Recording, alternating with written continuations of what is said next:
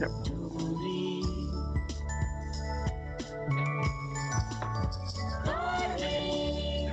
తెలుగువారి ఆత్మీయ వారధి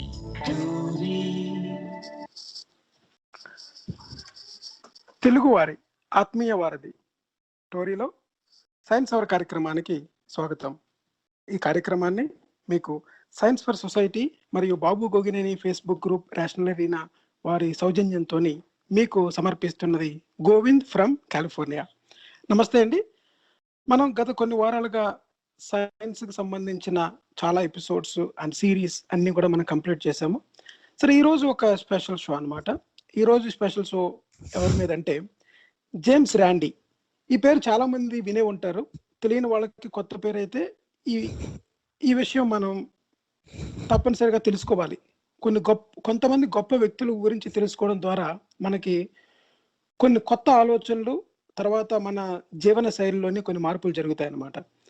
సో అటువంటి వ్యక్తే జేమ్స్ ర్యాండీ.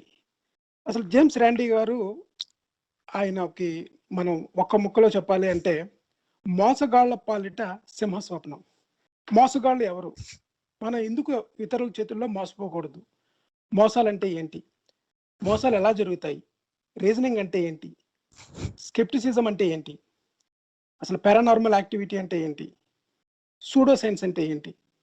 ఈ విషయాలన్నీ మనం తెలుసుకున్నప్పుడు అంటే మనం చాలా కన్వీనియంట్గా ప్రతిదాన్ని అంటే అది నమ్మకం అండి, మన నమ్మకాలు ఇతరులని కనుక బాధించినంతసేపు కూడా అందులో తప్పులేదండి, ఆ మూఢనమ్మకాలు వేరండి, నమ్మకాలు వేరండి, అటువంటిగా మనం స్కిప్ చేసేస్తూ వెళ్ళిపోతాం అనమాట.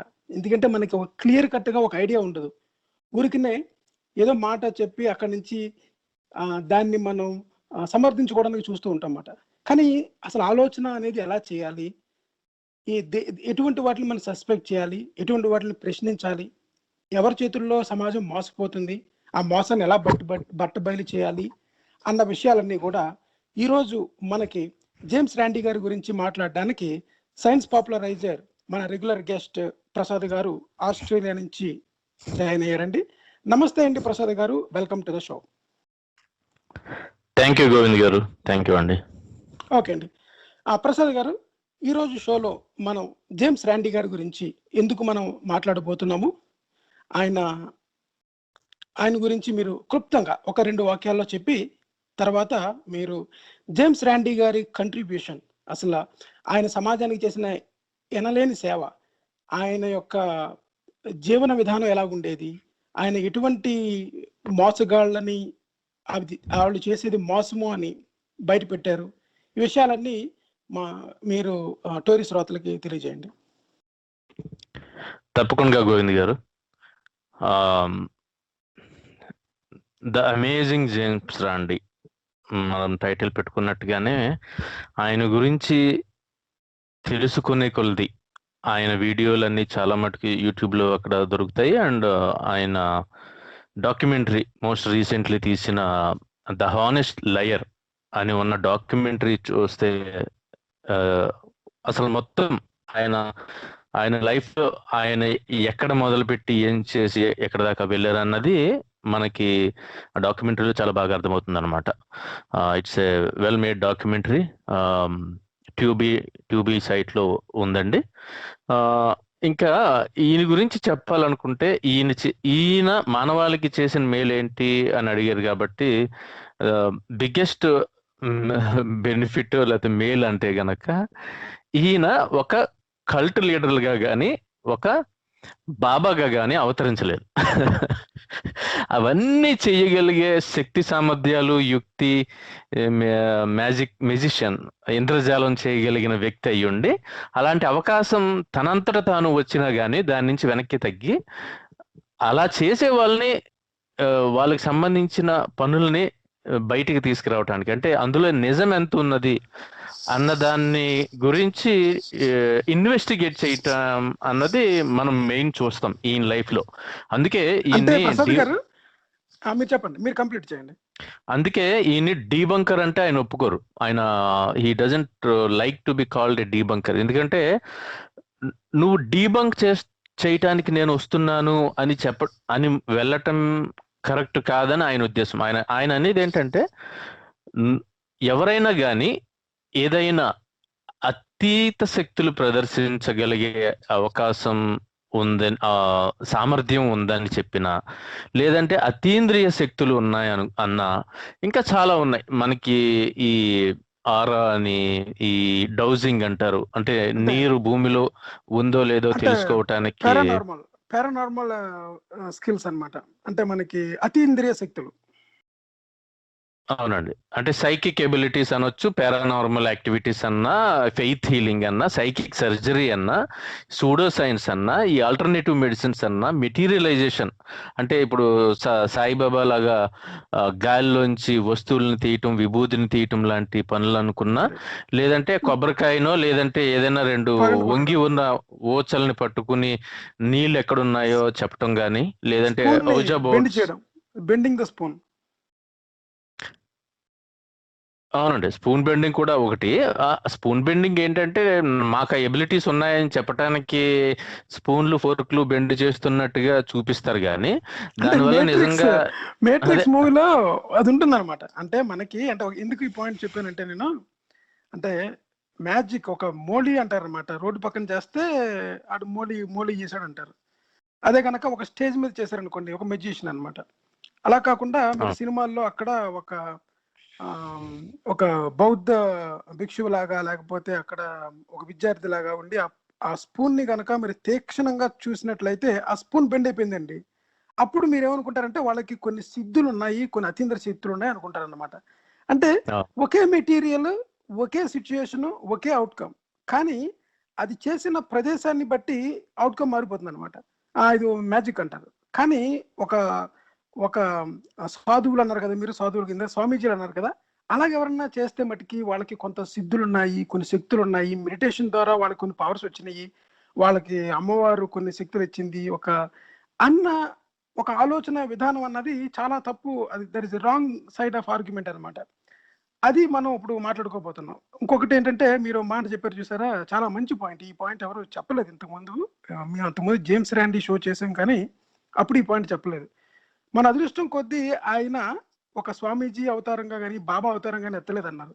That is great. ఎందుకంటే ఆయనకి అన్ని క్యాపబిలిటీస్ ఉన్నప్పుడు మీరు చూసిన డాక్యుమెంటరీ ఏదైతే ఉందో దాంట్లో ఆనెస్ట్ లయర్ అన్నారు కనుక, ఆనెస్టీ పార్ట్ ఎవరి దగ్గర అయితే ఆనెస్టీ ఉందో, ఆనెస్టీ ఉన్నప్పుడు, ఆ నిజాయితీ ఉన్నప్పుడు మన శక్తుల్ని జనాల్ని మోసగించడానికి కాకుండా మోసపోతున్న జనాలని ఆ మోసగాళ్ళ నుంచి రక్షించడానికి విద్యను ఉపయోగించాలి.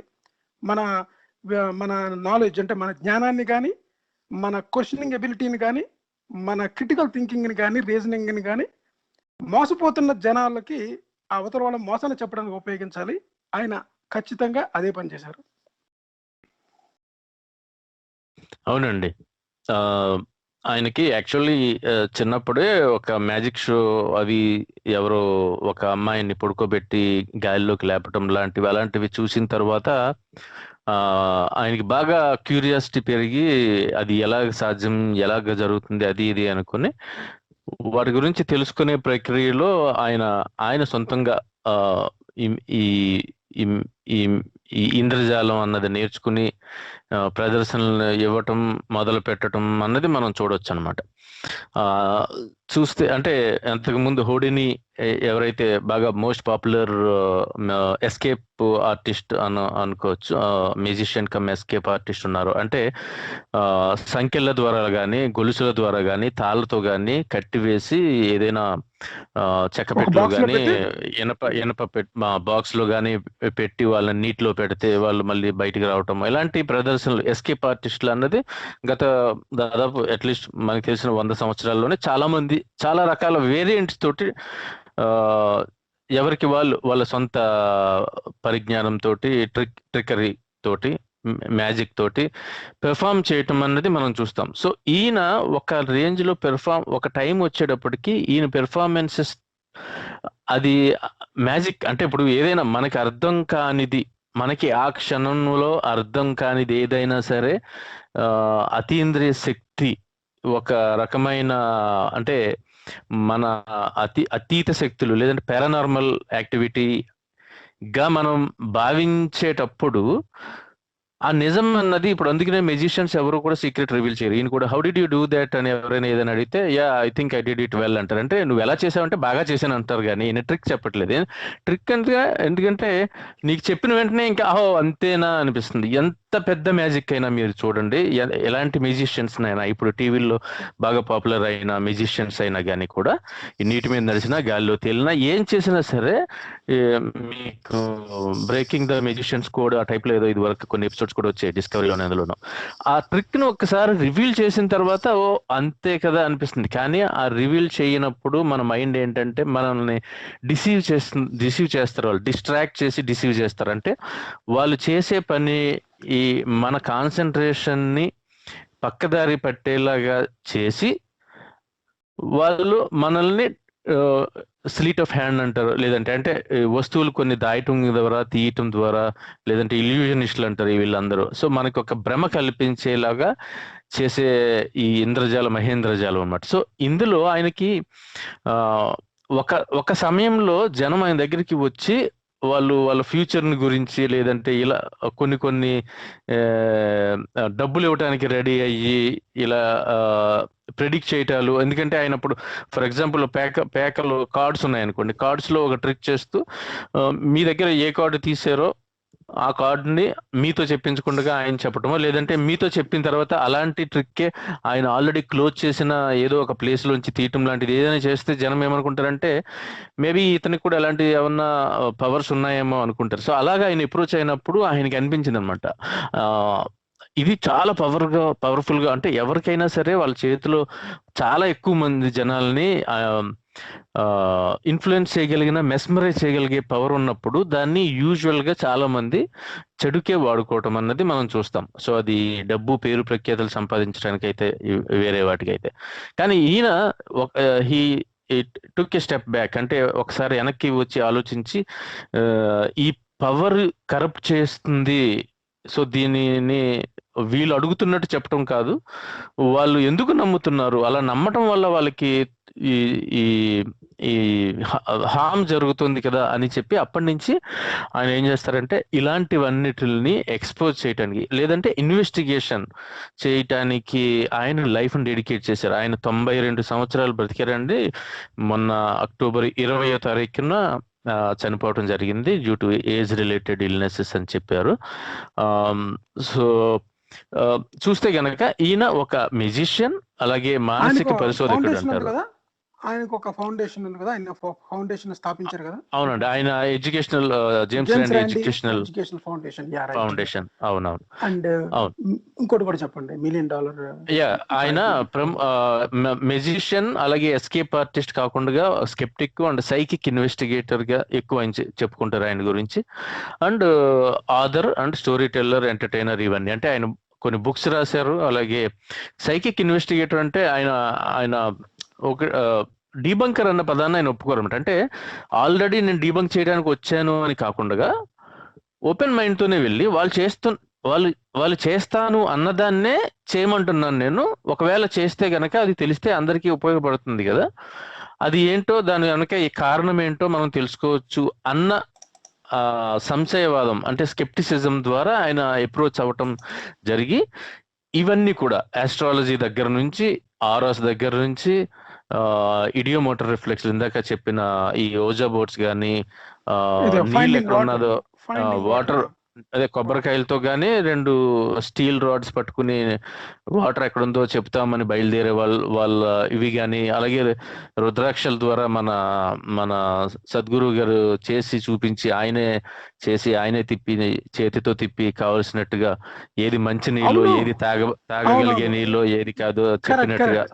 ఇప్పుడు ఒక విషయం, ఇక్కడ ఒక చిన్న పాయింట్. ఇప్పుడు మీకు గుర్తుందా, న్యూటన్స్ క్రెడిల్ అని మనకి ఇలాగా ఒక స్ట్రింగ్ కి ఇలాగ కట్టేసి ఉంటాయి, పెండ్యులం టైప్ లోని. ఇప్పుడు నిజంగా కనుక పవర్, రుద్రాక్షకి అలాంటి పవర్ ఉన్నప్పుడు దాన్ని ఎవరో చేత్తో పట్టుకోకుండా ఒక స్టాండ్ కి కట్టేసి దాన్ని వేలాడి తీసి కింద వాటర్ పెడితే తిరగాలి కదా.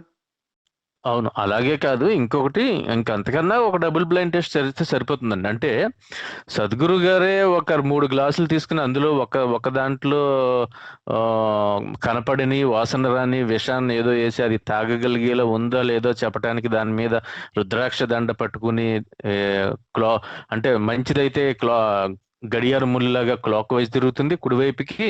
అది తాగలేనిది హానికరమైనది అయితే ఎడమ వైపుకి తిరుగుతుందని ఆయనే చెప్పటం కాదు. అలాగే వేరే వాళ్ళు ఎవరైనా 4 గ్లాసులు పెట్టి అందులో 2 పెడితే ఆయన ఖచ్చితంగా ఆ 2 ఆ రుద్రాక్ష దండతోటి చెప్పగలిగితే అప్పుడు అది టెస్ట్ అవుతుంది. దాన్ని అవును. రిజల్ట్ అంటారు. అంతేగాని అది ఇప్పుడు అది పాయింట్. పిల్లవాడు అది అతనే చదువుకుని అతనే ఎగ్జామ్ రాసి అతనే మార్కులు వేసి అతనే గ్రేడ్ ఇచ్చుకున్నట్టుగా ఆయనే అందులో ఏదో కలిపి ఆయనే చేత్తో పట్టుకుని ఆయనే గిరగిరా తిప్పి అందులో ఏం కనిపెట్టారో ఆయనకి అర్థం అవ్వాలి. అది ఒక పాయింట్. ఇంకో పాయింట్ ఏంటంటే మీరు అన్నట్టుగా ఇది ఒకసారి చేస్తే సరిపోదు. ఒకవేళ అది స్టేజ్ మీద ప్రూవ్ చేసినా ఒక 4 గ్లాసుల్లోని 1 గ్లాసులో పాయిజన్ వాటర్ ఉన్నా అది ఐడెంటిఫై చేసింది అనుకోండి, అది ప్రతిసారి రావాలి. ఆ ఒక్క స్టేజ్ మీదే కాదు. అంటే అది this is the way it is doing it. ఎవరికైనా రావాలి. ఎవరికైనా రావాలి, ఎక్కడైనా రావాలి, ఆ దండతో రావాలి. అలాంటి దండతో రావాలి. అటువంటి మైండ్ సెట్, అలాగా ఆలోచన విధానం ఆ విధంగా ఉండాలి అని మన జేమ్స్ రాండీ గారు జనాల్ని ఆయన తాపత్రయం అంతా అదే. ఆయన తాపత్రయం అంతా కూడా ఇప్పుడు మెయిన్ ఏంటంటే మనం చూస్తే ఫెయిత్ హీలింగ్స్ గురించి ఆయన ఎలా ఎక్స్పోజ్ చేశారన్నది మనం మాట్లాడుకోవచ్చు. పీటర్ పాపావ్ అన్న ఆయన్ని ఎలాగ ఎక్స్పోజ్ చేశారన్నది. బట్ ఆయన ఏంటంటే సైన్స్ ఉంది మనకి ఆల్రెడీ. మనకి ఈ ప్రకృతిలో జరిగే వాటిని ఫినామినన్ ఏదైతే అంటామో వాటిని ఎక్స్ప్లెయిన్ చేయడానికి మనకి మ్యాథ్స్ అండ్ సైన్స్ ఉన్నాయి. అది ఉపయోగించి లేదంటే కనీసం కామన్ సెన్స్ అన్న ఉపయోగించి ఇది నిజమైతే ఏమవ్వాలి, నిజం కాకపోతే ఏది కారణమై ఉండొచ్చు అని ప్రశ్నించడం నేర్చుకోవాలి అని చెప్పటం లో ఆయన లైఫ్ అంతా కూడా వాటికి సంబంధించిన ఇవే గడపడం జరిగింది. సో ఇదే ప్రాసెస్ లో ఇప్పుడు మనం చెప్పుకున్న any paranormal or psychic abilities అంటే అతీంద్రియ శక్తులు, అంటే మనకున్న నాలెడ్జ్ తో ఎక్స్ప్లెయిన్ చేయలేని ఒక మనిషి కంటి చూపుతో ద్వారా కానీ, దూరం నుంచి చేతులు తిప్పటం ద్వారా కానీ, లేదంటే టచ్ చేయటం ద్వారా కానీ సామాన్య మానవులు చేయలేని ఈ అద్భుతాలు ఏమైనా చెయ్యగలిగితే ఇదిగో తీసుకోండి అని ఆయన $1 మిలియన్ ప్రైజ్ మనీ ప్రకటించి ఆ డబ్బులు బ్యాంకులో పెట్టి దానికి సంబంధించిన కాపీని తీసుకుని ఎవరైనా వస్తే అలా చేస్తామన్న వాళ్ళకి ఆ కాపీని తీసుకుని వాళ్ళకి ఇవ్వటం ద్వారా ఆయన వాళ్ళు ఓపెన్ ఛాలెంజ్ పెట్టారనమాట. అది ఇప్పటికీ కూడా $1 మిలియన్ అలాగే ఉందండి. అది ఎవరైనా సరే ఎక్కడైనా సరే ఇలాంటి అతీంద్రియ శక్తుల్ని ఫెయిత్ హీలింగ్ కానీ, సర్జరీలు కానీ, సూడో సైన్స్ లో కానీ, ఈ ఆల్టర్నేటివ్ మెడిసిన్ అంటే ఇప్పుడు హోమియోపతి లాంటి వాటి ద్వారా ప్రయోగాత్మకంగా టెస్ట్ చేసి సైంటిఫిక్ గా శాస్త్రీయంగా టెస్ట్ చేసి రిజల్ట్స్ చూపిస్తే $1 మిలియన్ తీసుకెళ్లొచ్చు. మరి అలాంటప్పుడు మన ఇండియాలోని ఈ స్వస్థత మహాసభలో పెడుతుంటారు కదా, వాళ్ళకి why are you losing the $1 million challenge? Like అంటే అంతమంది వస్తున్నప్పుడు ఎందుకు వాళ్ళు ఆ ఛాలెంజ్ తీసుకొని స్వస్థత మహాసభల్లోని మేము క్యూర్ చేసేసాము, దెయ్యం పట్టిన వాళ్ళు వదిలించాము అన్నప్పుడు వాళ్ళకి $1 మిలియన్ వస్తున్నాయి కదా. ఇన్ని కోట్లు, 7 కోట్ల 1 మిలియన్ అంటే 7 crores కదా. స్వస్థత మహాసభల దగ్గర ఎలాగుంది, తాయెత్తులు ఇచ్చే సాయిబాబా దగ్గర అదే ఉంది, అలాంటి ట్రిక్ ఉంది. అలాగే మన స్వామీజీలు అవును ఈ రకమైన ఎక్కడికి వెళ్ళినా అన్నిటి చోట కూడా అన్నది. అంటే ఎందుకు అంటే ఇప్పుడు మనం ఒక ఎగ్జాంపుల్ చూడవచ్చు అండి. ఇప్పుడు పీటర్ పాపావ్ అని ఆయన కేసు చాలా ఇంట్రెస్టింగ్ కేసు. జేమ్స్ రాండీ గారు డీబంక్ చేసిన దాంట్లో interesting most popular and interesting కూడా ఏంటంటే ఇంకొకటి ఏంటంటే అది చెప్తారు కానీ మీరు చెప్పే ముందు ఇది చేసినందుకు ఆయనకి $250,000 ప్రైజ్ మనీ వచ్చిందనమాట. ఎందుకంటే ఒక చారిటీ ఫౌండేషన్ ఈయన చేస్తున్న ఇటువంటివి ఇన్వెస్టిగేషన్ చేసి ఆయన ప్రూవ్ చేసిన విధానాన్ని బట్టి వీళ్ళ ఫౌండేషన్ కి ఫ్యూచర్ లో ఇంకా మీరు ఇటువంటి ఎక్కువ చేయాలి, ఇటువంటి చేయాలి అని చెప్పినందుకు వాళ్ళకి 250,000 అవార్డు మనీ ఇచ్చారనమాట జేమ్స్ ర్యాండీకి. అంటే దాని సిగ్నిఫికెన్స్ చెప్తున్నా దానికి. అంటే పీపుల్ ఇటువంటివి చేసే వాళ్ళని, సమాజాన్ని ఉద్ధరించడానికి ఎవరన్నా ప్రయత్నం చేస్తుంటే వాళ్ళ ఫౌండేషన్ కి డొనేషన్ ఇచ్చి మీరు ఇటువంటి ఇంకా చేయండి, బుక్స్ రాయండి, లేకపోతే రిక్రూట్ చేసుకోండి, సో అని వాళ్ళని సపోర్ట్ చేయడానికి ఎడ్యుకేషనల్ ఫౌండేషన్ కి డొనేట్ చేశారు అనమాట. అంటే one of the prize money only particularly Uri Jailer ని డిబంక్ అంటే I mean proving that is wrong. అవును. యాక్చువల్లీ ఇక్కడ ఇంకొకటి ఏంటంటే చెప్పుకోవాల్సింది, వీళ్ళు ఈ ఫౌండేషన్ ద్వారా బ్యాంకులో పెట్టిన ఈ 1 మిలియన్ ప్లస్ 1 మిలియన్ కన్నా ఎక్కువ ఉన్న ఈ ఫౌండేషన్ మనీని కూడా ఇప్పుడు జేమ్స్ ర్యాండీ ఫౌండేషన్ వాళ్ళు ఎవ్రీ ఇయర్ ఎవరికైనా ఇలాగా సైంటిఫిక్ టెంపర్మెంట్ని ఇంప్రూవ్ చేసేలాగా చేసే ఆర్గనైజేషన్స్కి 100,000 వరకు, అంటే దాదాపు $1,00,000 వరకు ప్రతి సంవత్సరం ఇవ్వాలన్నట్టుగా పెట్టుకున్నారండి. ఇంకొకటి, అది దానికి ఎవరు కూడా నామినేట్ చేసుకోలేరు, ఎవరిని వేరే వాళ్ళు నామినేట్ చేయలేరు. They want it to be a surprise. అంటే ఎవరి పని వాళ్ళు చేస్తున్నప్పుడు, ఎవరైనా మంచి చేస్తున్నప్పుడు వాళ్ళని వాళ్ళే గుర్తించి వాళ్ళకి ఇవ్వటం జరుగుతుంది అనమాట. ఆ సర్ప్రైజ్ కూడా దేనికంటే ఈ జేమ్స్ ర్యాండీకి కూడా అప్పుడు సర్ప్రైజ్ మనీ వచ్చిందనమాట. అంటే మీరు థ్రిల్ అవుతారు మీరు చేస్తున్న పని. అదొకటి. ఇంకొకటి, లాబింగ్ కి కూడా అవకాశం ఉండకూడదు, అది పర్ఫెక్ట్. ఇంకోటి ఏంటంటే రికమెండేషన్స్ వచ్చినప్పుడు ఏమవుతుందంటే, మనేపు కొన్ని అవార్డ్స్ వస్తాయి చూసారా, నాకు తెలియదు మరి నంది అవార్డ్స్ అలాగ వస్తాయో లేకపోతే ఇంకేమన్నా అవార్డ్స్ కి ఏం చేస్తారంటే రికమెండేషన్ లెటర్లు పంపిస్తారనమాట, వీళ్ళకి ఇవ్వండి వాళ్ళకి ఇవ్వండి. కానీ గుర్తింపు అనేది ఏంటంటే స్వచ్ఛందంగా ఎవరికి తెలియకుండా సమాజానికి వాళ్ళు చేస్తున్న సేవలను గుర్తించి, ఇది కూడా ఒకరికే ఇవ్వరు, they distribute it small amounts లోని ఎవరికి కావాలో, అంటే ఎవరికైతే చేస్తే ఎక్కువ ప్రయోజనం ఉంటుందో వాళ్ళకి చేస్తారనమాట. So maximum contribution is $100,000 per year. అవునండి, అవును.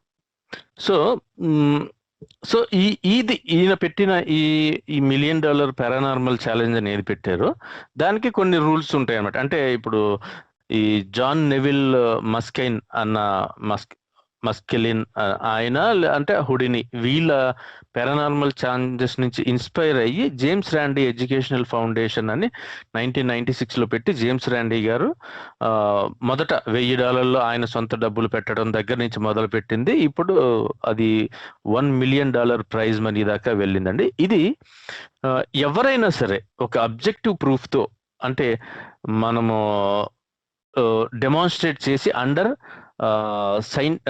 మ్యూచువల్లీ అగ్రీడ్, అంటే 2 పార్టీస్ అగ్రీ అయ్యి ఉన్న ఏరియాలో, అంటే సైంటిఫిక్ టెస్టింగ్ క్రైటీరియా అంటారు దాన్ని.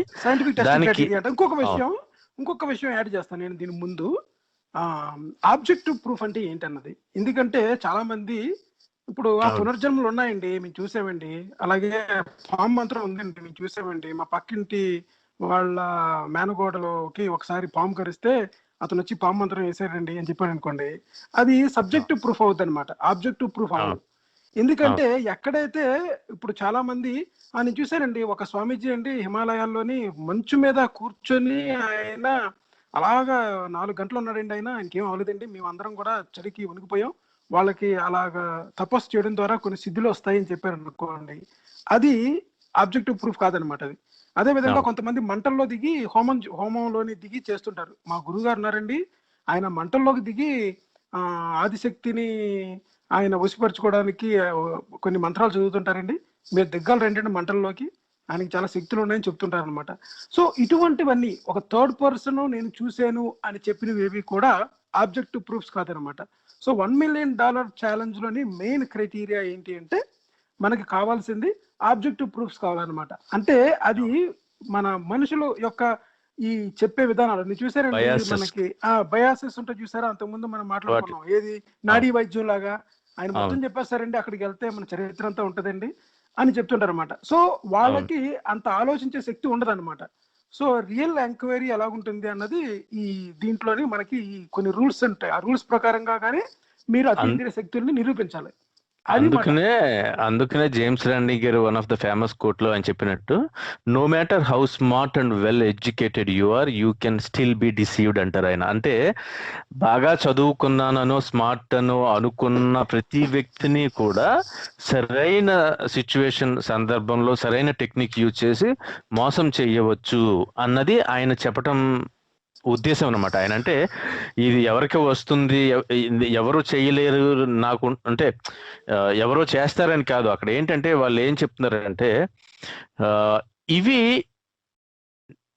ఇది నేను I'm a investigator, I'm a psychic investigator. అంటే మనకి అర్థం కానిది, అతీంద్రియమైనది, లేదంటే మన రీజన్ కి దొరకని ఏదో ఒక శక్తితోటి ఎవరైనా సరే ఏదైనా అద్భుతాలు చేయగలరు అని వస్తూ ఉంటే గనక ఇలాంటి కండిషన్స్ లో మీరు ప్రూఫ్ అడగండి, వాళ్ళు చేయలేరు అని చెప్పే ఒక మెసేజ్ కింద కూడా మనం దాన్ని చూడొచ్చు అనమాట. అందుకనే అబ్జెక్టివ్ ట్రూత్ అన్నారు ఇందాక మీరు. అంటే మీరు చెప్పినట్టుగా మనకి వ్యక్తిగతమైనటువంటి సాక్ష్యం కాదండి. వ్యక్తిగతమైన సాక్ష్యం అన్నది ద లీస్ట్ సాక్ష్యం. మీరు ప్రపంచంలో ఉన్న 200 అప్రాక్సిమేట్లీ దేశాల్లో ప్రపంచంలో ఏ కోర్టుకు వెళ్ళినా కానీ ఒక మనిషి యొక్క సాక్ష్యం అన్నది అన్నిటికన్నా లీస్ట్ గా కన్సిడర్ చేస్తారు. అది without any supporting parallel evidence. అంటే ఒక పని కానీ, ఒక మర్డర్ కానీ, ఒక రాబరీ కానీ, ఒక ఇల్లీగల్ యాక్టివిటీ ఏమైనా జరిగింది అనుకున్నప్పుడు వ్యక్తిగతమైన సాక్ష్యం ఒక్కటి మాత్రం పనిచేయదు. దాన్ని బేస్ చేసుకుని మాత్రం శిక్షించరు, లేదంటే వదలరు. సో దానికి వేరే సాక్ష్యాలు కూడా చూస్తారు. ఎందుకంటే మనము మనుషులు అన్నది they are susceptible to all these things. అంటే పొరపాటు పడటము, భ్రమ పడటము, లేదంటే ఇన్ఫ్లుయెన్స్ అవ్వటము, లేదంటే వ్యక్తిగత కారణాల వల్ల, స్వార్థం వల్ల, వేరే ఏదైనా కారణాల వల్ల తప్పు చేసే అవకాశం ఉంటుంది. కాబట్టి అందుకనే నీల్ డిగ్రీస్ టైసన్ గారు ఒకసారి చెప్తారు, ఆయన దేర్ ఆర్ 3 ట్రూత్స్ అని. అంటే ఒకటి పొలిటికల్, ఇంకొకటి రిలీజియన్ బేస్డ్, ఇంకొకటి అని. అంటే మనము ఉన్న మతాన్ని బట్టో, మన నమ్మకాన్ని బట్టో, మనం ఉన్న ప్రాంతాన్ని బట్టో, మనకు ఉన్న పొలిటికల్ వ్యూస్ బట్టో మారిపోతాయి ఆ నిజాలు అన్నది. కానీ అబ్జెక్టివ్ ట్రూత్ అన్నది ఎప్పుడు మారదు. No matter who says it, ఎవరు చెప్పారు, ఎప్పుడు చెప్పారు, ఎక్కడ చెప్పారు, ఎందుకు చెప్పారు, అతను నమ్మింది ఏంటి, మనం నమ్మింది ఏంటి, ఇది కాకుండా ఇవన్నిటికీ అతీతంగా ఎప్పుడు ఖచ్చితంగా జరిగి తీరేది. అంటే ఫర్ ఎగ్జాంపుల్ గ్రావిటీ అనుకోండి, లెవిటేషన్ గురించి చెబుతారు మనకి కొంతమంది. బాగా ఎక్కువ సాధన చేసేసి ఏదో ఎక్కడో అద్భుతమైన స్థాయికి వెళ్ళిపోయిన వాళ్ళు మెడిటేషన్ చేస్తూ అలా గాలిలో ఉండిపోగలరు ఎంతసేపు అయినా అని. అంటే గ్రావిటీ అన్నది, అంటే గురుత్వాకర్షణ శక్తి అన్నది ఈ ప్రపంచంలోనే కాదు, మనకి తెలిసిన విశ్వం అంతటిలోని కూడా ఖచ్చితంగా మ్యాటర్ ఉన్న ప్రతి చోట ఉండేది గ్రావిటేషన్ ఫోర్స్ అన్నది. అది ఇట్స్ ఎ ప్రిన్సిపల్. ఫిజిక్స్ లో దాన్ని మార్చడానికి లేదు. లాస్ ప్రిన్సిపల్స్ అంటే, అలాగే law of conservation of mass అని కానీ, law of conservation of energy అని కానీ. అంటే మీరు శక్తిని క్రియేట్ చేయలేరు, డిస్ట్రాయ్ చేయలేరు. అలాగే పదార్థాన్ని క్రియేట్ చేయలేరు, డిస్ట్రాయ్ చేయలేరు. అలాగే ఎక్కడైనా సరే గ్రావిటేషన్ అన్నది రెండు బాడీస్ ఉన్నప్పుడు దాని మీద ఒకదాని మీద ఒకటి ప్రభావం ఉంటుంది. m1 m2/d². అంటే వాటి మాసెస్ కి ప్రొడక్ట్ కింద, అంటే ఆ రెండిటికి ఉన్న ప్రొడక్ట్ మల్టిప్లై చేసిన తర్వాత వచ్చే మాస్ కి ప్రపోర్షనేట్ గా, అలాగే ఆ రెండిటికి మధ్యన ఉండే దూరానికి ఆపోజిట్ గా ఉంటుంది. అంటే దూరం పెరిగే కొలది square of distance between them కి. సో ఇది మనకి తెలిసి, ఇది ప్రూవ్ అయిపోయింది ఆల్రెడీ. ఇది కొత్తగా మళ్ళీ దానికి నిర్వచనం చెప్పుకోవాల్సిన అవసరం లేదు. ఇది గత వందల సంవత్సరాలుగా ఇది మనం అందరం కూడా పాఠ్య పుస్తకాల్లో మర్చిపోయినా కానీ మనం అందరం కూడా 5వ తరగతిలోనో 6వ తరగతిలోనో చదువుకున్నమే అనమాట. సో ఇవన్నీ మనం చదువుకున్న తర్వాత కూడా అవన్నిటికీ వ్యతిరేకంగా అది అబ్జెక్టివ్ ట్రూత్. అంటే గ్రావిటీ అనేది అబ్జెక్టివ్ ట్రూత్. మీరు యోగా చేసి పైకి గాలిలో తేలేరా, ఇంకొకటి చేసి తేలేరా అన్నదానికి క్వశ్చనే లేదు అసలు. అది జరిగే అవకాశమే లేనప్పుడు. కాకపోతే ఇవన్నీ ఎప్పుడు ఏంటంటే మనుషులు చెప్తారనమాట, మేము చూసామో, లేదంటే అందుకనే అవన్నీ కూడా. ఇప్పుడు నాగా సాధువులు వస్తారండి ప్రతి 12 సంవత్సరాలకి కుంభమేళాకి. వాళ్ళు ఎక్కడ ఉంటారో తెలియదు, ఉట్టప్పుడు ఎక్కడి నుంచి వస్తారో తెలియదు, ఆ సమయానికి మాత్రం వచ్చి మళ్ళీ అయిపోయిన వెంటనే మాయమైపోతారంటారు. అందుకే మనకి ఇప్పుడు డ్రోన్స్ ఉన్నాయండి. డ్రోన్స్ ఉన్నాయి కనుక మీరు కనుక పైకి పెట్టి గూగుల్ శాటిలైట్ మ్యాప్ కనుక పెట్టినట్లయితే ఎవరు ఎక్కడి నుంచి వస్తున్నారో తెలిసిపోతుంది అనమాట. అది చాలా సింపుల్. ఎందుకంటే ఇంకో విషయం, ఎందుకంటే సైంటిఫిక్ ఎంక్వైరీకి ఎలా చేయాలే కానీ అవన్నీ మన నమ్మకాలండి. మీరు మధ్యలో చేస్తుంటే ఎలా కుదురుతుంది? మీరు వెళ్ళి మక్కాలో చేస్తున్నారా, మదీనాలో చేస్తున్నారా, లేకపోతే జెరూసలంలో చేస్తున్నారా, మా దగ్గరకు వచ్చి ఎందుకు చేస్తున్నారు అన్నీ మొదలు పెడతారు అనమాట. సో ప్రాబ్లం ఎలా వస్తుందంటే, ఏదైనా ఒక డిస్కషన్ వచ్చినప్పుడు దాన్ని మీ నమ్మకాలకి వ్యతిరేకంగా డీబంక్ చేయడానికి, మిమ్మల్ని విమర్శించడానికి ఎవరు రాలేదు. మీరు మీ పిల్లలకి, మీ నెక్స్ట్ జనరేషన్కి ఎలా చెబుతారు అన్నది మోస్ట్ ఇంపార్టెంట్ థింగ్. ప్రతిదాన్ని కూడా మీరు అలా ఆలోచించుకోవాలన్నమాట, ఏం చెప్తున్నారు అన్నది. అప్పుడే మీకు తెలుస్తుంది తప్ప మామూలుగా మమ్మల్ని డీబంక్ చేయడానికి వచ్చారు, విమర్శించడానికి వచ్చారు, ఇవన్నీ మామూలేనండి, మిగతా మతాల్లో కూడా ఉన్నాయండి, మా మతంలో ఏంటి అలాగనమాట. ఎక్కువగా స్పీడింగ్ టికెట్ నీకు వచ్చింది అనుకోండి, అది నీ టికెట్, నువ్వే పే చేయాలి, నువ్వు ఇంకా ఆర్గ్యుమెంట్స్ లేవు. చాలా మంది స్పీడ్గా వెళ్తున్నారు, నాకే టికెట్ ఎందుకు ఇచ్చామని ఆర్గ్యుమెంట్ చేయడానికి లేదు అక్కడ. ఇంకొకటి యాక్చువల్లీ మీరు కొద్దిగా హాస్యం జోడించి చెప్పారు, కానీ సీరియస్ గా చెప్పుకున్నా, హాస్యంగా చెప్పుకున్నా, ఎలా చెప్పుకున్నా కానీ, అంటే జోక్స్ అపార్ట్ అంటారు అలాగా, మనము ఎప్పుడైనా సరే విమర్శ అన్నది చాలా ఇంపార్టెంట్. దేనికైనా సరే, ఒక మతానికి కానీ, ఒక మనిషికి కానీ, ఒక పొలిటికల్ పార్టీకి కానీ, ఒక ప్రభుత్వానికి కానీ, ఒక ఏదైనా నమ్మకానికైనా కానీ, మనకి ఎప్పుడు కూడా విమర్శ ఉన్నప్పుడే మీకు యాక్చువల్గా అందులో ఉన్నది నిజమైతే బయటికి ఇంకా స్ట్రాంగ్ గా వస్తుంది, అబద్ధమైతే మనం మారుతాం. అలా ప్రశ్నించిన రాజా రామ్మోహన్ రాయ్ దగ్గర నుంచి, అలా ప్రశ్నించిన గురజాడ, లేదంటే చాలా మంది స్కెప్టిక్స్, రేషనలిస్ట్స్ ఎవరైతే మనకి ఉన్నారో వీళ్ళందరూ కూడా మనకి ప్రశ్నను తీసుకోవాలి. మన దాంట్లో నిజంగా మనం చెప్పే సిద్ధాంతంలో దమ్ముంటే అది నిలబడుతుంది, ప్రశ్నకి నిలబడితే అప్పుడు ముందుకు వెళ్తుంది. సో ప్రశ్నించిన వాళ్ళని, విమర్శించిన వాళ్ళని అందరినీ తప్పుగా, దేశద్రోహులుగా, లేదంటే మత ద్రోహులుగా, దైవ ద్రోహులుగా చిత్రీకరించటం అన్నది అది ఇట్ సెల్ఫ్ షోస్ అన్నమాట. అందులో నిజంగా స్టఫ్ లేనప్పుడే వాళ్ళకి కోపం వస్తుంది. నిజంగా వాళ్ళు చెప్పే దాంట్లో నిజం లేనప్పుడు ముందు ఆవేశం వస్తుంది, తర్వాత కోపం వస్తుంది. అవును, అందుకే అబ్రహాం లింకన్ తన క్యాబినెట్ లోని మన దాంట్లోని ఎవరైతే తనకు వ్యతిరేకంగా ఉన్నారో వాళ్ళను కూడా ప్యానల్లో ఉండేలాగా చూసుకుంటాడు అనమాట. అదే విధంగా ఎవరైతే 2 రైవల్స్ ఉన్నారో వాళ్ళిద్దరూ ఉండాలన్నమాట. ఎందుకంటే వాళ్ళ విమర్శ అనేది మాత్రమే మీరు పెట్టే పథకాలు కానీ, మీరు పెట్టే సర్టెన్ రూల్స్ కానీ, మీరు తీసుకొచ్చే కొత్త లాస్ కానీ ఏమున్నాయో అది విమర్శ ఉన్నప్పుడే దాని యొక్క నిజమైన సత్తా తెలుస్తుంది అనమాట. అసలు మనకి ప్రభుత్వాలలో ప్రతిపక్షాన్ని ఉంచేది కూడా అంతకే కదండి. ఒక అన్ఛాలెంజ్డ్ పవర్ కింద ఏ వ్యక్తి గాని, శక్తి గాని, వ్యవస్థ గాని, సంస్థ గాని ఎదగకూడదు అన్న కారణంగానే మనకి అపోజిషన్ అన్నది ఉంది. ఎందుకంటే there should be some watch, అంటే ఎవరో ఒకళ్ళు బ్యాలెన్సెస్ అంటారండి, చెక్స్ అండ్ బ్యాలెన్సెస్ అంటారు మన గవర్నమెంట్ లోని. సో ఈ విధంగా ఇది ఒక రకమైన చెక్స్ అండ్ బ్యాలెన్సెస్ లాంటిదే. కానీ ఈ ప్రతిపక్షానికి నెక్స్ట్ అధికారంలో రావడానికి ఏమీ లేనప్పుడు ఇది ఉంటుందని, అంటే ఏదైనా అయ్యుండొచ్చు. మనకి ఇప్పుడు యుద్ధ విమానాలు కొన్నప్పుడు అయ్యుండొచ్చు, రైతుల పథకాలు అయ్యుండొచ్చు, ప్రతిదాన్ని విమర్శగా. అంటే అది ఎలాగైపోయిందంటే ఇవాళ మన గవర్నమెంట్స్ లోని విమర్శించిన వాళ్ళు రాజకీయంగా విమర్శిస్తున్నారు తప్ప దాంట్లో లేదని. సద్విమర్శని మేము ఆమోదిస్తామండి, మేము ఆహ్వానిస్తామంటారు. ప్రపంచంలో ప్రతి చోట కూడా విమర్శ అనేది ఉంటుంది. అది నీకు నచ్చకపోతేనేమో అదేమో సరైన విమర్శ కాదు, లేదా అది సద్విమర్శ కాదు అని విమర్శించడం అనేది నిజంగా అంటే మెయిన్ ఎలాగైపోయిందంటే డివైడ్ అయిపోయింది ప్రపంచం 2 రకాలుగా అనమాట. ఒకటేమో వీడు ప్రభుత్వం, రెండేమో యాంటీ ప్రభుత్వం. Anything you do against government you are anti national, అలా అయిపోయింది. మనము ఒక అంటే ఈయన ఎక్స్పోజ్ చేసిన విషయాలు ఏవైతే ఇప్పుడు ఫర్ ఎగ్జాంపుల్ ఆస్ట్రాలజీ గురించి ఉందనుకోండి, అంటే చాలా జనరిక్ గా, ఏది క్లియర్ గా క్లారిటీ లేకుండా మనకి న్యూస్ పేపర్లో కానీ, హారోస్కోప్లని, పుస్తకాల్లో కానీ, పంచాంగాల్లో కానీ, జాతకాల్లో కానీ ఏదైనా ఒక విషయం వీళ్ళకి ఎలా జరుగుతుంది, ఈ సమయంలో పుట్టిన వాళ్ళకి ఎలా ఫ్యూచర్ ఉంటుంది అని చెప్పటం కాదు.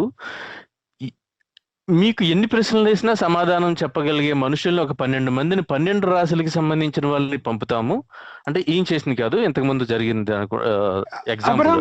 అబ్రహం కొవ్వూరు ఇటువంటి దాన్నే కొవ్వూరు తీసుకొచ్చాడు. కొవ్వూరు ఆయన అనుకుంటా, ఆయన ఏటి కొవ్వూరు గారిది.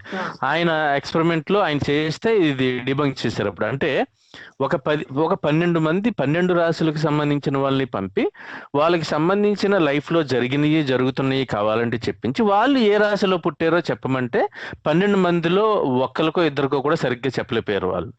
కనీసం 9 మంది కరెక్ట్ గా చెప్పు, నువ్వు చెప్పింది ఒప్పుకుంటాను, నీకు 10 లక్షలు బహుమానం ఇస్తాను అని ఆయన ప్రకటించిన తర్వాత కూడా. సో ఇలాగ డీబంక్ చేయటమే కాకుండా ఒక ముఖ్యమైన కేసు ఏంటంటే ఈ ఫెయిత్ హీలింగ్స్ అండి. అంటే ఈ స్వస్థత సభలోనో ఈ కూటములని మనకి ఏదైతే మనకి పెట్టి స్టేజ్ల మీదకి మనుషుల్ని తీసుకుని వచ్చి వాళ్ళతో పెర్ఫార్మ్ చేయటం కానీ వాళ్ళని మోసం చేయటం కానీ ఏదైతే చేస్తున్నారో అది ఈ పీటర్ పొపోవన్ ఆయన, అంటే చాలా మంది నేను చూసిన తర్వాత ఈయనకి యాక్చువల్ గా ఏంటంటే వాళ్ళందరి మీద ఒక కోపంతో కూడిన ఒక ఇది వచ్చిందనమాట. అంటే ఈ అమాయకమైన ప్రజల్ని పాపము సరైన వైద్యానికి వెళ్లకుండగా వాళ్ళ దగ్గర డబ్బులు తీసుకుంటూ తిట్లు తింటూ ఏదో జరిగింది అన్న భ్రమల్లో ఉంచి మోసం చేస్తున్నారని చెప్పి ఆయన ఒక టీముని ఏర్పాటు చేసుకుంటారు అనమాట. అంటే కొంతమంది ఈ ప్రొఫెషనల్స్ ని చేసిన తర్వాత అంటే ఇతను ఏం చేస్తారంటే పీటర్ పొపోవన్ ఆయన ఈయన స్టేజ్ మీద నిలబడి ఇలాంటి స్వస్థత కూటములు సభలు లాంటివి చేసినప్పుడు ఫెయిత్ హీలింగ్ అంటారు దీన్ని, సెషన్స్ అని. సో ఎవరైనా సరే ఆయన పేరు అన్నమాట మైక్లో పట్టుకుని ఆయన ఒక పేరు చదివి వాళ్ళకి సంబంధించిన అడ్రస్ చెప్పి వాళ్ళకున్న జబ్బు ఏంటో చెప్పి వాళ్ళని దగ్గరికి తీసుకుని వచ్చి వాళ్ళని ఎత్తి మీద చేయి పెట్టి ఏదో అరుస్తారు, వాళ్ళేమో అరుస్తూ వెనక్కి పడిపోయి మళ్ళీ లెగుస్తారు, మీకు తగ్గిపోయింది పో అంటాడు. అంటే ఇలాంటి ఒక చాలా పెద్ద కేసు ఈయన పీటర్ పొపోవన్ ఆయన యాన్యువల్ టర్న్ ఓవరే కొన్ని మిలియన్స్ లోకి వెళ్ళింది. అలాంటప్పుడు ఈయన ఏం చేశారంటే ఒక టీముని పెట్టుకుని అక్కడికి వెళ్ళిన తర్వాత వీళ్ళు సెక్యూరిటీ గార్డుల కింద అలా ఇలా వేషాలు వేసుకుని వెళ్ళి వాళ్ళు దాన్ని ఎలా కనుక్కోవడం జరిగింది. అంటే ఒక రేడియో ట్రాన్స్మిటింగ్ అన్నది ఆయన వైఫ్ చేయటం బ్యాక్ స్టేజ్ దగ్గర నుంచి. అంటే వీళ్ళందరూ ముందు అక్కడికి వచ్చినప్పుడు ఫామ్స్ ఫిల్అప్ చేసినప్పుడు లేదంటే పక్క వాళ్ళతో వీళ్ళ మనుషులే ఎవరినో పెట్టించి వాళ్ళు మాట్లాడుతున్నట్టుగా పెట్టి నేను ఇందుకండి వచ్చానండి, మాకు ఇంట్లో బాగోలేదు, మాకు ఇలాగా అయింది అలాగా అయింది అని వీళ్ళు చెప్తే వాళ్ళు కూడా ఏదో వాళ్ళు చెప్తే ఎక్కడి నుంచి వచ్చారు ఏంటి అన్నది వీళ్ళు చేరవేస్తారన్నమాట. చేరవేసిన తర్వాత ఆవిడ ఒక ఇయర్ పీస్ లోకో దేనికో ఈయన యూజ్ చేస్తున్నప్పుడు ఆయనకి మాత్రమే చేరేలాగా రేడియో ట్రాన్స్మిషన్ అన్నది చేయటము, ఇది ఆయనకి వినపడి పలానా పేర్లు చదివి వాళ్ళకున్న ఎయిల్మెంట్స్ వాళ్ళకున్న జబ్బుల గురించి వ్యాధుల గురించి చెప్పి వాళ్ళకి తగ్గిపోయిందని చెప్పటం అన్న ఈ ప్లాన్ ద్వారా ఆయన మోసం చేస్తూ ఇలా చేసిన తర్వాత ఈ సెషన్ అయ్యే టైంకి ఒక 10 మంది 15 మంది పెద్ద పెద్ద బకెట్లు తీసుకుని వచ్చి జనాలందరిలోకి తిరుగుతారు అనమాట డబ్బుల కోసం. ఏంటంటే మీరు ఎంత వేస్తే దానికి దేవుడు 10 రెట్లు కనీసం ఇస్తాడు అని, 10-fold అని. అంటే $1 వేస్తే $10, $10 ఇస్తే $100 వస్తాయి మీకు దేవుడు ఇస్తాడు అన్న టైప్ లో వీళ్ళని. అంటే మరి ఒక వ్యక్తి మీ పేరుని కాదండి, దేవుడికి ఏదన్నా ఒక మ్యూచువల్ ఫండ్ ఉందా ఏంటి? దేవుడికి ఫండ్ ఉండటం ఏమో కానీ ఈయన ఫండ్స్ అయితే బాగా పెరిగినాయి. మనుషులు జనాలందరి దగ్గర డబ్బుల్ని రక్తంలాగా జలగలాగా వాళ్ళ రక్తాన్ని పీల్చినట్టుగా వాళ్ళ డబ్బులన్నీ వాళ్ళని మోసం చేసి లాగుతూ ఉన్నప్పుడు ఇది మనకి డైరెక్ట్ లైవ్ టెలివిజన్ లో, ఐ థింక్ NBC ఏదో ఛానల్లో ఆయన లైవ్ టెలివిజన్ లో వీళ్ళు రికార్డు చేసి ఆ రేడియో ట్రాన్స్క్రిప్షన్ అన్నది ఎలాగొచ్చింది అన్నది ప్లే చేయటం ద్వారా ఎక్స్పోజ్ చేయటం. అలాగే 1 సంవత్సరం లోపే మన ఈ పీటర్ పొపోవన్ ఆయన బ్యాంక్రప్సీ అంటే IP పెట్టేయటం జరిగి 87లో సెప్టెంబర్ 87లో ఆయన మినిస్ట్రీస్ క్లోజ్ అవుట్. అంటే ఆయనకి వచ్చే ఇన్కమ్ స్ట్రీమ్ ఆగిపోవడంతో పాటు ఆయనకి పేమెంట్స్ ఉంటాయి కదా, చాలా మంది ఎవరికైతే ఈయన బాకీ ఉన్నారో. ఇంకొకటి కూడా జరిగింది. ఏం జరిగిందంటే అప్పుడు నాకు లాస్ట్ టైం మీ షో చేసినప్పుడు నాకు గుర్తుంది, అదేంటంటే వీళ్ళ మీద లా సూట్స్ ఫైల్ అయినాయి. పాపప్ మీద లా సూట్స్ ఫైల్ అయినాయి అన్నమాట. So then he declare bankruptcy. అది. కానీ బాధాకరమైన విషయం ఏంటంటే ఇంత జరిగిన తర్వాత 87లోనే ఆయన బ్యాంక్రిప్ట్ అయినా దాదాపు మళ్ళీ మిడ్ 90s వచ్చేటప్పటికి మళ్ళీ ఇంకొక వేషం తోటి ఈ హోలీ స్పిరిట్ అది ఇది అని చెప్పి మళ్ళీ రావటము. మనం ఇంకొక దేశంలో జరిగితే మనకి ఏదో వింతగా ఉంటదండి. అదే నిత్యానంద స్వామిని తీసుకోండి. ఒకసారి మనకి రంజితతోని ఆ వీడియోస్ లో దొరికిపోయినప్పుడు మళ్ళీ ఒక 6 months గ్యాప్ ఇచ్చేసేసి మళ్ళీ ఇంకా బేభత్సంగా ఇంకా ఉవ్వెత్తిన లెగిసి పడి లేచే కడలి తరంగం అంటారు కదా, ఆ టైప్ లో బయలుదేరి ఇంకొచ్చేది. అదే ఏంటంటే ఇప్పుడు మనకి ఈ తప్పు అంతా నమ్మే వాళ్ళదేనండి, ప్రశ్నించకుండా గుడ్డిగా గొర్రెల్లాగా అంటే అందుకే వాడటం జరిగింది. మనము ఇంకొక రకంగా కాదు, వాళ్ళే చెప్తారు గొర్రెలు అని. సో అంటే అది డిమీనింగ్ కాదు, అంటే చిన్న కామన్ సెన్స్ అన్న ఉపయోగించి కనీసం ఎక్స్ప్లాయిట్ బయట ఎవరైతే ఎక్స్పోజ్ అయ్యారో ఆల్రెడీ వాళ్ళు వాడుతున్న ఎక్విప్మెంట్ దగ్గర నుంచి వాళ్ళు ఏ రేడియో ఛానల్లో అదే ఏ రేడియో ఫ్రీక్వెన్సీలో చేశారు, ఎలా చేశారు, ఆవిడ వెనక నుంచి చదవటం, ఈయన అది విన్ని మైక్లో వాళ్ళని అనౌన్స్ చేయటం దగ్గర నుంచి పబ్లిక్ గా దొరికిపోయినా సరే ఇంకా మళ్ళీ ఇంకొక చోట మళ్ళీ దుకాణం మొదలు పెడితే మళ్ళీ క్యూ కట్టి వెళ్ళటం అన్నది చాలా బాధాకరం. ఇంకొకటి అంటే మీరు ఇంకొక చిన్న మాట చెప్తాను. మీకు చాలా మంది మీకు దీని గురించి విన్నారా మీరు? నాడీ జోష్యం అని చెప్తారు. నాడీ జోష్యం అది కరెక్ట్. అప్పుడు అది అక్కడ కూడా చాలా మంది మాట ఇది కూడా వాళ్ళు ఏం చెప్తారంటే, మీరు అక్కడికి వెళ్ళినప్పుడు మీకు ముందుగానే అక్కడ హోటల్లో దిగిన దగ్గర నుంచి ఆ బస్ స్టాండ్ దగ్గర నుంచి అందరూ ట్రాక్ చేస్తుంటారు మిమ్మల్ని, దేనికి వచ్చారు, ఏం వచ్చారండి అని. కొంతమంది ఆల్రెడీ ఏదో ప్రాబ్లంతో ఉన్నట్టుగానే వచ్చి ఇలాగ మా అమ్మాయికి పెళ్లి సంబంధం కుదరట్లేదండి అన్న వాళ్ళ దగ్గర కూడా మీరు చెప్తారు మీరెందుకు వచ్చారో. సో వాళ్ళు కూడా ఇంతకు ముందు మనము మానవాణిలో వల్లూరి ఈయన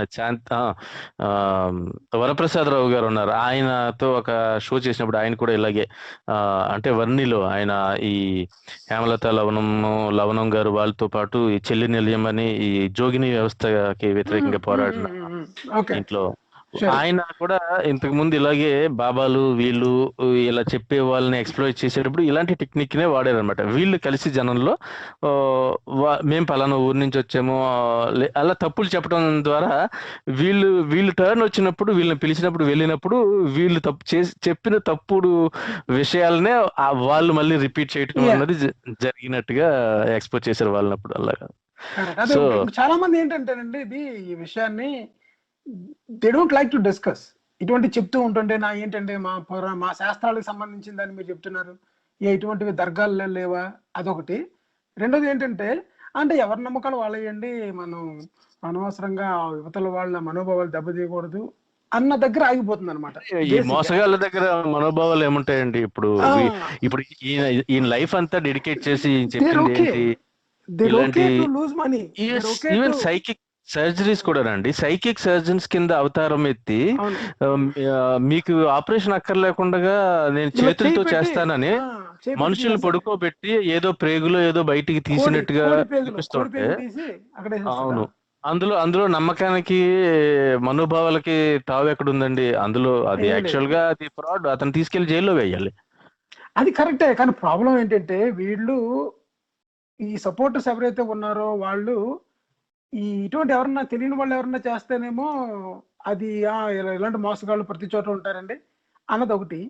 ఇదే కనుక ఒక దైవత్వం ముసుగులో కనుక చేసినట్లయితే దానికి చుట్టూ కూడా కొంత సపోర్ట్ వస్తుంది అనమాట. ఏంటి మా ధర్మంలో జరుగుతున్న దాన్ని మీరు ఇది చేస్తున్నారు అని. బెస్ట్ ఎగ్జాంపుల్ స్వస్థత మహాసభలు. స్వస్థత మహాసభలను కనుక ప్రశ్నించినట్లయితే మీరు ఇటువంటి మీ దాంట్లో లేవా అని ప్రశ్నిస్తారు అనమాట. అంటే ఇండైరెక్ట్ గా ఏం చెప్తున్నారు, మీరు మోసం చేస్తున్నారు కదా మీ మతాల్లోని, అలాగే మేము మోసం చేస్తున్నాం అంతే. సింపుల్ మీనింగ్ అదే. వాళ్ళు కనుక అందరూ చేయట్లేదా అంటే మీనింగ్ ఏంటంటే లేదు ఇది జరుగుతుంది స్వస్థత మహాసభలు, కావాల్సి మీరు రండి టెస్ట్ చేయండి, టెస్ట్ చేసిన అలాగ ఎవరు మాట్లాడరు. ఏంటి ఒక్క మతంలో జరుగుతుంది ఇలాగ అంటారు. అంటే ఏంటి, నేను ఒక్కనైనా మోసగాడిని అని చెప్పడం అనమాట. అవునవును, వాట్ అబౌట్ అంటారు కదా. కరెక్ట్. నీ ఇల్లు బాగాలేదు చూసుకో, నీ ఒంటి మీద ఏదో పాకుతో చూసుకో అంటే నా ఇల్లు గురించే చెప్తావు అంటే యాక్చువల్లీ అలా చెప్పినోడే కరెక్ట్ అండి. మీ మీ మీ దగ్గర ప్రాబ్లం ఉందని చెప్పటమే, మీకు అర్థమయ్యేలాగా చెప్దామని ట్రై చేయటమే మీరు మంచిగా తీసుకోవాలి, ఆ ప్రాబ్లం సరి చేసుకుంటారని. అలా అంతేగాని పక్కింటోడికి కూడా లేదా ఆడింట్లో లేవా ప్రాబ్లమ్స్ అనుకున్నప్పుడు ఎప్పుడు కూడా మీరు ముందుకు వెళ్ళలేరు, మీరు కరెక్ట్ చేసుకోలేరు. అది ఏదైనా అంతే. మతమైనా వ్యవస్థ అయినా ఏదైనా. వీళ్ళు పొగడతలకు బాగా అలవాటు పడిపోయారు అనమాట. ఈవెన్ ఏదైనా ఒక ప్రోగ్రామ్ జరుగుతున్నా, లేకపోతే ఎవరన్నా ఏదన్నా ఒక ఒక పుస్తకం రాసినా, లేకపోతే వాళ్ళు చేసిన పని మీద మనం చెప్పాం అనుకోండి, దీన్ని ఇలా చేస్తే బాగుంటుంది, ఇలా ఆడుంటే బాగుంటుంది, నువ్వు ఇలా ఎందుకు చేయవు, ఇంకా బెటర్గా చేయొచ్చు కదా అని చెప్పినప్పుడు అది అవును కదా, let me do it better feedback గా తీసుకోకుండా ఏంటి మీరు అస్తమానం విమర్శిస్తున్నారు అని తీసుకుంటున్నారు కదా. సో ఆ మైండ్ సెట్ ఉన్న వాళ్ళు ఏం చేస్తారంటే పొగడ్తలకి అలవాటు పడిపోతారు అనమాట. మీరు ఏం చేసినా సరే, ఆ సూపర్ బ్రహ్మాండంగా చేసావు, బాగా చేసావు అన్నవాడు వాడి వల్ల నీకు ఎక్కువ నష్టం ఉంటుంది. ఎందుకంటే వాడు నిన్ను ఎదగని కూడా చేస్తున్నాడు. చాలా మంది పొగిడే వాళ్ళని ఫ్రెండ్స్ అనుకుంటారు, విమర్శించే వాళ్ళని ఏమో శత్రువులు అనుకుంటారు. కానీ విమర్శించేవాడే నిజమైన స్నేహితుడు. అవునవును, అవునండి. నేను ఇది యాక్చువల్గా నాకు చాలా పర్సనల్ అనుభవాలు కూడా ఉన్నాయి ఈ విషయంలోనే. అది చాలా చాలా ఆశ్చర్యపోయేంత లెవెల్లో అనమాట. అంటే ఏది అయినా సరే మనము పాయింట్ అవుట్ అనుకుంటారు. యాక్చువల్గా ఇప్పుడు ఇప్పుడు ఇప్పుడు హైదరాబాద్లో జరిగిన వరదలే అనుకోండి ఫర్ ఎగ్జాంపుల్. మనం ఏదైనా కానీ ఇప్పుడు దానికి సంబంధించిన ఇమ్మీడియట్ సొల్యూషన్ ఎవరో ఏం చెప్పలేరు కదా. కానీ ఇప్పుడు అందులో కూడా మనం ఏమి విమర్శించకూడదు అనమాట. అంటే ఇది ఎందుకు వచ్చింది, లేదంటే ఇది రాకుండా ఉండడానికి ఏం చేయాలి అని ఏమైనా డిస్కషన్కి వెళ్ళినా కానీ మనకి ఏంటంటే అన్నిటికీ నెగిటివ్ గా మాట్లాడతారు, పాజిటివ్ గా మాట్లాడతారు. మంచి పాయింట్ ఇది. అన్నిటికీ నెగిటివ్ గా మాట్లాడతాం అన్నది ఒకటి. ఇది ఎక్కువగా మనకి స్పిరిచువాలిటీలో జరుగుతుందండి. ఇప్పుడు పాలిటిక్స్ లో కూడా జరుగుతుంది అనమాట, రాజకీయాల్లోని. అంటే ఎవరి దగ్గర అయితే దాన్ని ఏమంటారు, ఆత్మన్యూన్యత భావం అంటారు, అదొకటిను. ఇంకోటి ఏంటంటే వాళ్ళ తప్పులు ఎక్కడ తెలిసిపోతాయో అన్నట్టుగా ఇంకొకటి. తర్వాత ఏమో ఇంకొక విషయం, ఇంకోటి ఏంటంటే కన్వీనియంట్లీ ఎస్కేపింగ్ అంటారు అనమాట. ఇది మిగతా అంతకుముందు ఉన్న ప్రభుత్వం చేసిన దాన్ని మేము పోడ్చడానికి చేస్తున్నాము, మీరున్నప్పుడు చేయలేదా అన్నది ఇంకోటి.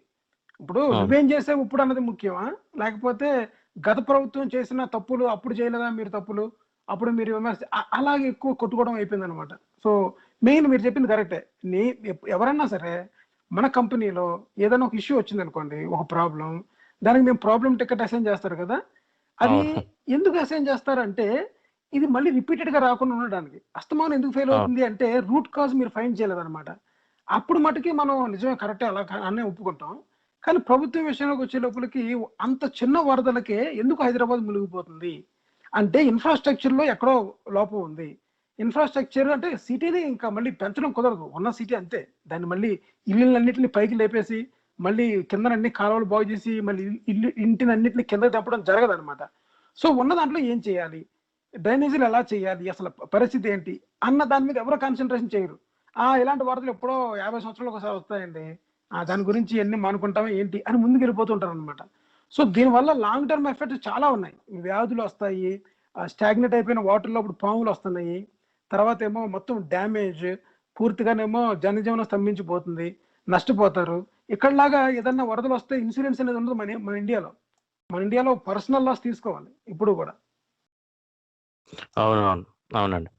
కంటిన్యూ చేయండి, ఇంకా టైం అయిపోయింది మనకి, ఇంకా 15 minutes. అలాగే సో ఈయన ఇన్వెస్టిగేషన్స్ చూస్తే అంటే ఈయన అనేది ఏంటంటే వాళ్ళు చేస్తానన్నది చేయనివ్వండి, అందులో ఎంత నిజముందో నేను చూస్తాను అన్నట్టుగా ఈయన బయలుదేరారు. కాబట్టి ఆ రిజల్ట్స్ అన్ని కూడా ఈయన ఇన్వెస్టిగేట్ చేస్తారనమాట యూజువల్గా. అంటే ఏదో నువ్వు చెప్పిన తప్పు చేసింది కరెక్ట్ కాదు అని చెప్పడం కాదు. ఇప్పుడు హోమియోపతిని డీబంక్ చేయటం ఆయన చేసినా కానీ, లేదంటే ఫెయిత్ హీలర్స్ విషయంలో ఇది యాక్చువల్లీ ఇంకొక ఇంట్రెస్టింగ్ థింగ్. ఆయన ఫెయిత్ హీలింగ్ అన్న ప్రాసెస్ యూజ్ చేసి ఈయన మోసం చేయటాన్ని ఎక్స్పోజ్ చేయటమే కాకుండా ఇలా జరిగిన ఒక 104 మందిని ఆయన అలా హీలింగ్ ప్రాసెస్ లో తగ్గింది అని చెప్పిన వాళ్ళని ఈయన ఫాలో అప్ చేసి ఇన్వెస్టిగేట్ చేసిన ద్వారా, వాళ్ళని ఇంటర్వ్యూ చేసిన ద్వారా తెలుసుకున్నది ఏంటంటే ఇలాంటి జనరల్ గా ఈ పీపుల్ ఇలాంటి వాళ్ళందరూ ఒక మూడు క్లాసుల్లో ఉంటారని. అంటే ఒకళ్ళు ఏంటంటే వాళ్ళకి నిజంగా ఆల్రెడీ డిసీజ్ లేదు, సో ఏదైనా చిన్న థ్రోట్ ఇన్ఫెక్షన్ వచ్చినా, గొంతు నొప్పి వచ్చినా సరే, ఒక ఎగ్జాంపుల్ అయితే ఒక ఆమెకి థ్రోట్ ఇన్ఫెక్షన్ అది వచ్చినప్పుడు అది థ్రోట్ క్యాన్సర్ కింద భ్రమపడుతుంది. ఇది ఆవిడ డాక్టర్నే ఈయన కన్సల్ట్ చేసి మాట్లాడినప్పుడు ఈయనకి తెలుస్తుంది అనమాట. సో ఆవిడకి ఎలాగా నిజంగా అంతకు ముందు ఆ జబ్బు లేదు. సో ఇతను వచ్చి నేను క్యూర్ చేశాను పో అంటే వెళ్ళిన తర్వాత తగ్గిపోయింది, ఆయన తగ్గించాడు అన్నట్టుగా చెప్తారు.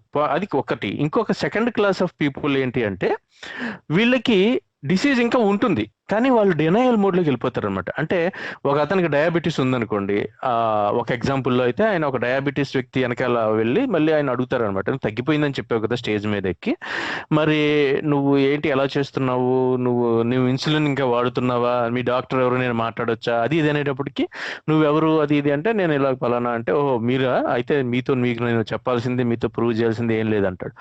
అలా కాదు, మరి నువ్వు చెప్పావు కదా నువ్వు ఇన్సులిన్ ఇంకా వాడుతున్నావా అన్న లాస్ట్లో క్వశ్చన్ ఇస్తే దెయ్యం ప్రభావం వల్ల ఇంకా వాడాల్సి వస్తుంది మళ్ళీ అంటాడు అతను. అంటే క్యూర్ అయ్యింది అనిపించినా మళ్ళీ అంత సిమ్టమ్స్ రాకపోయినా ఆ వ్యక్తి క్యూర్ చేసేసినట్టు, క్యూర్ అవ్వని ప్రతిసారి ఎప్పుడన్నా కానీ ఇలా బయటపడిపోయే సిచ్యువేషన్ వచ్చినప్పుడు సైతాన్ మీదకో దెయ్యం మీదకో అది దోసేస్తాడు అనమాట.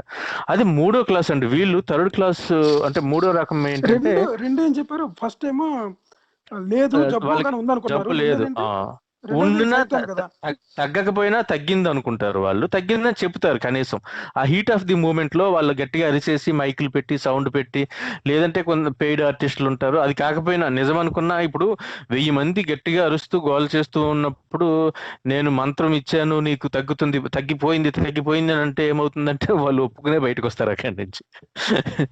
సో రాజుగారికి బట్టలు లేవన్న విషయం అక్కడ చెప్పరు కదా, సో కథలో ఉన్నట్టు అలాగా అది సైకలాజికల్ దాన్ని ఏమంటారు, ఎక్స్పెక్టేషన్ అండ్ ఇన్సెప్షన్ ఏదో అంటారు కదా. ఇంకొక 3rd క్లాస్ వచ్చింది ఆల్రెడీ డెడ్.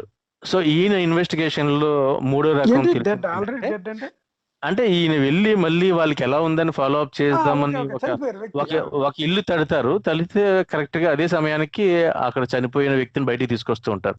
సో ఒక మనిషి జబ్బు తగ్గిపోయింది అన్న భ్రమలో ఇంటికి వెళ్ళిపోయిన తర్వాత సరైన ట్రీట్మెంట్ తీసుకోకపోవడం వల్ల చనిపోతే నీ దగ్గరకు వచ్చి చెప్పేవాళ్ళు లేరు కదా.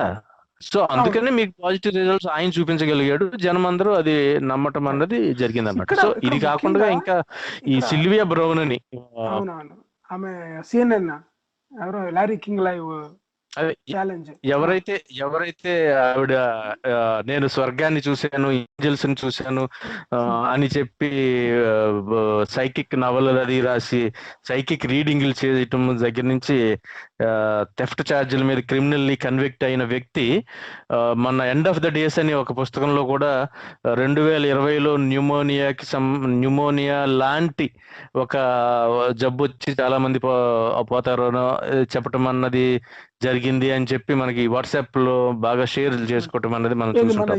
ఆవిడ కూడా వాట్సాప్ యూనివర్సిటీ ఆవిడ కూడా యాక్చువల్లీ ఈయన ఛాలెంజ్ ని తీసుకుంటాను అది ఇది అని చెప్పి తర్వాత రకరకాల వంకలు పెట్టి తప్పించుకోవటం అనేది మనం చూడొచ్చు అనమాట.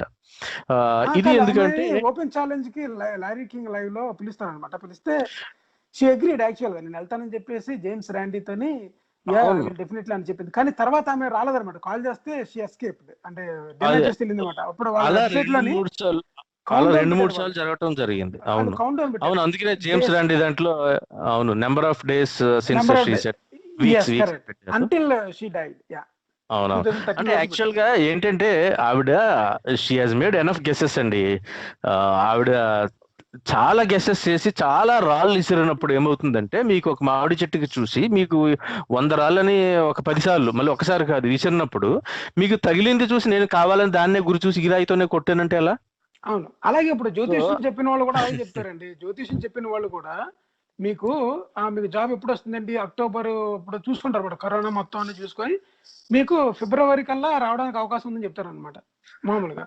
సో ఫిబ్రవరికి most of the people job రావడానికి అవకాశం ఉంటుంది. అదే విధంగా మీరు ధనుస్సు రాశి అనుకోండి, 4-5 లెక్కలేసి చెప్తారు అనమాట.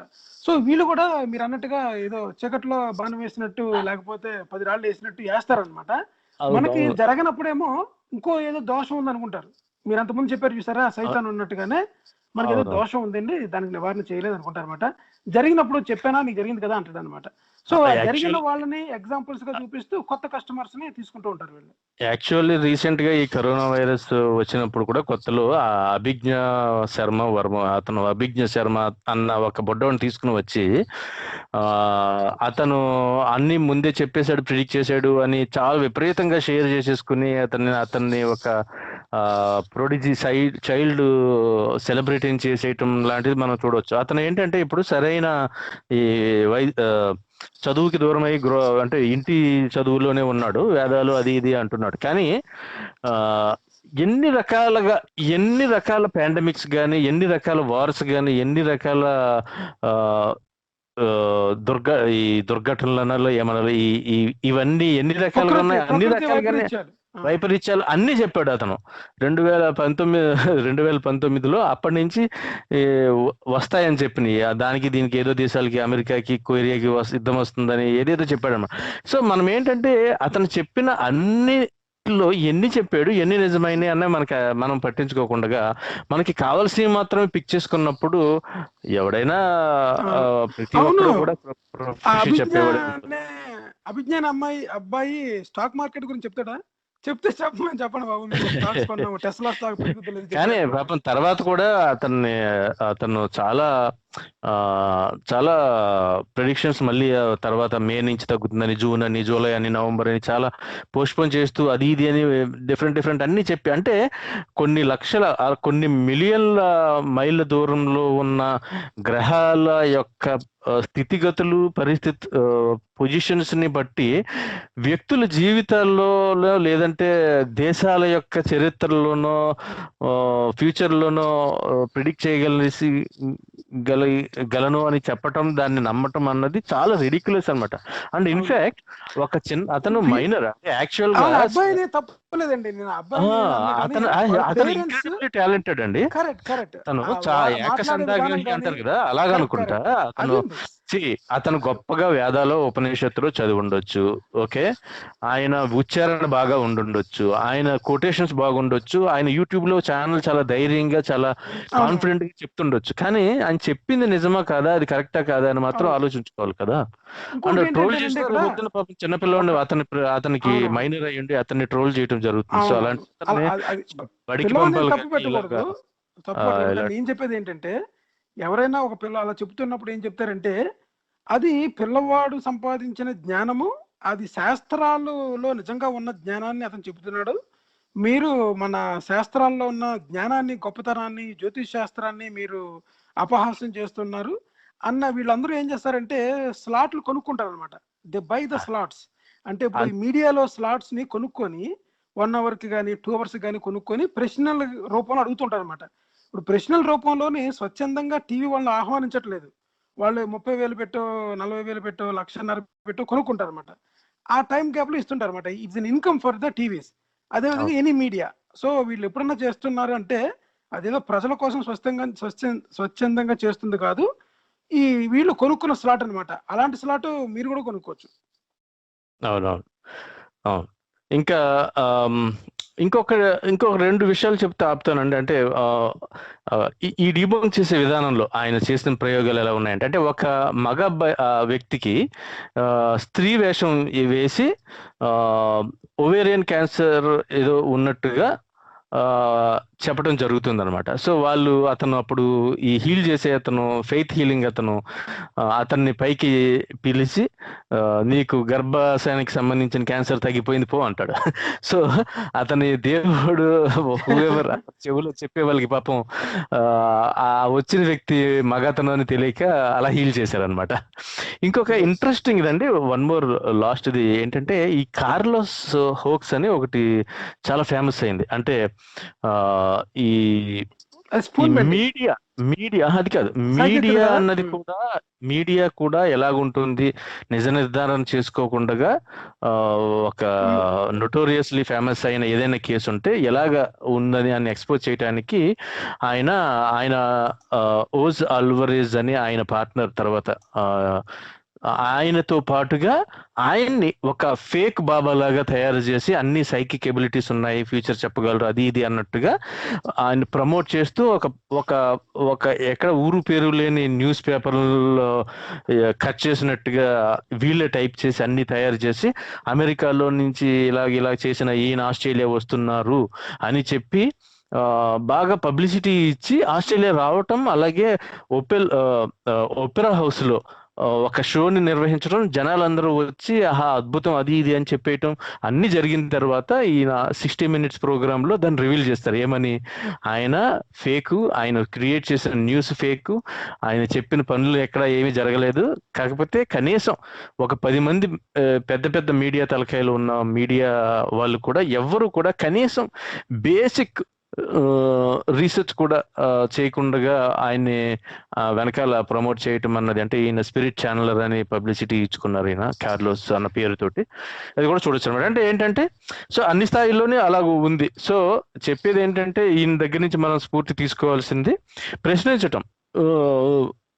స్కెప్టిక్ మైండ్ అంటే సంశయం అంటే ఎవరు ఏది ఎలా చెప్పినా సరే, especially when it is too good to be true అంటారు. అంటే కొన్ని మనకి ఈ అర్బన్ లెజెండ్స్ అని వస్తూ ఉంటాయి ఫార్వర్డెడ్ మెసేజెస్ లో. ఎవరో రాజు రోల్స్ రాయస్ కారుని తీసుకుని ఇండియా తీసుకొచ్చి చెత్త వెత్తడానికి వాడాడు అన్నట్టుగా. సో అది 4-5 రాజులకి 4-5 దేశాల్లో సేమ్ కథ చెప్తారు, డిఫరెంట్. యాక్చువల్ గా చూస్తే ఆ కారు రోల్స్ రాయస్ కాదు, ఆ బొమ్మలో ఉన్న చక్రాల ముందు కట్టిన చీపుర్లు ఫర్ వాట్ ఎవర్ వేరే రీజన్ కట్టినవి.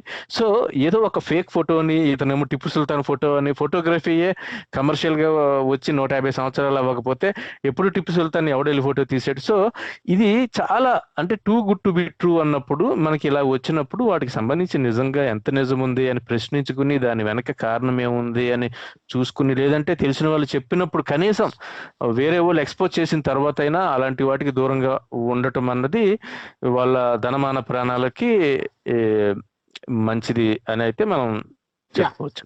షూర్ అండి. థ్యాంక్ యూ అండి ప్రసాద్ గారు. మనకి టైం అయిపోయింది. చాలా బాగా ఎక్స్ప్లెయిన్ చేశారు. టేక్ హోమ్ మెసేజ్ కూడా చక్కగా ఇచ్చారు. థ్యాంక్ యూ అండి. ఇప్పటి వరకు ఈ గొప్ప వ్యక్తి గురించి తెలుసుకున్నందుకు, మా అందరికీ చెప్పినందుకు కూడా థ్యాంక్ యూ ప్రసాద్ గారు. సో వచ్చే వారం ఇంకొక కొత్త ఎపిసోడ్ తోని మీ ముందు ఉంటాం. అప్పటి వరకు సెలవు. Thank you very much. Thank you అండి. బాయ్. థ్యాంక్ యూ అండి. Thank you.